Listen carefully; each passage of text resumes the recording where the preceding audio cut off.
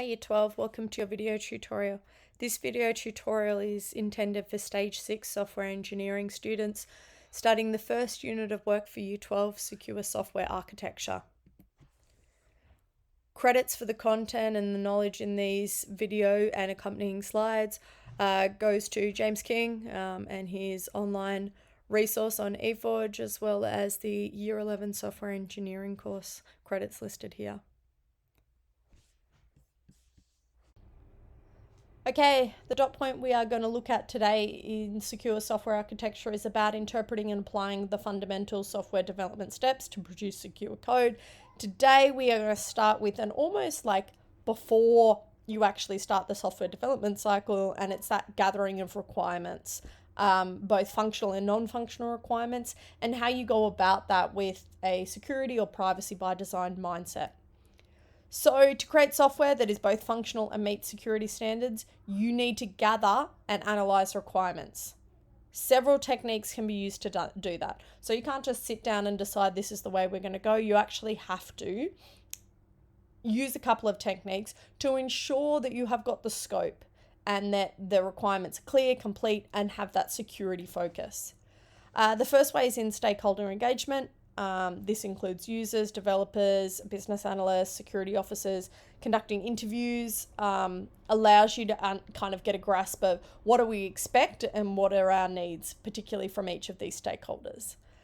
You know, example questions like what are security measures, what kind of access controls should be in place for this type of person, this type of person. So it's not only what they're expecting from the software, but having that security mindset in relation to whole lots of things like RBAC, role-based access controls, or, you know, what specific measures are in place for their institution, be it, you know, a bank, a school, whatever.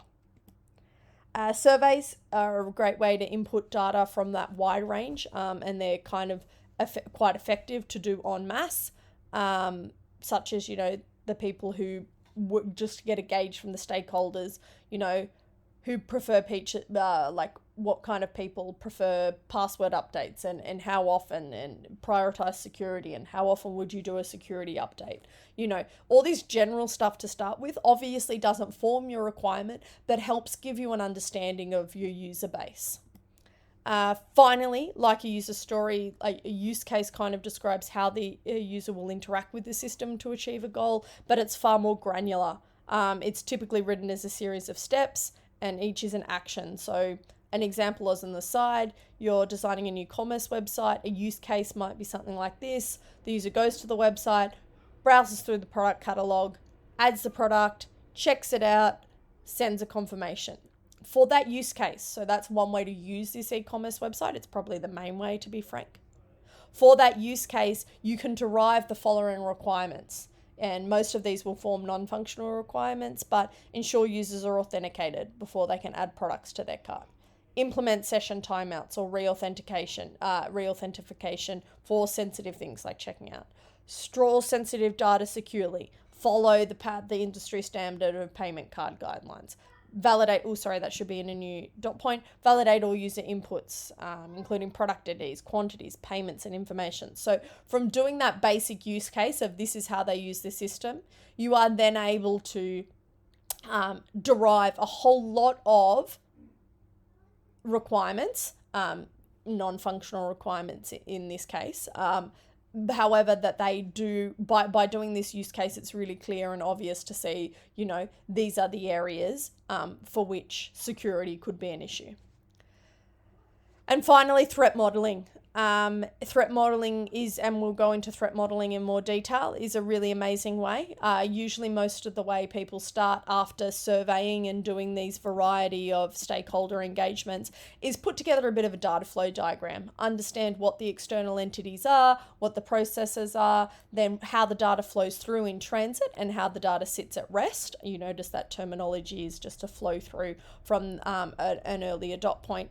That helps you, that data flow diagram as a system modeling tool really then helps you in this stage, once you've done all that surveying as well, to be able to understand where are those pinch points, where are those critical points that are a potential security threat, and ergo from that, how am I going to mitigate it? And therefore those mitigations then also form a whole lot of your non-functional requirements when you go to start developing a list of both functional requirements, which are straightforward and obvious, and then non-functional requirements. And that's it. That's the requirement stage with a security mindset in terms of software development.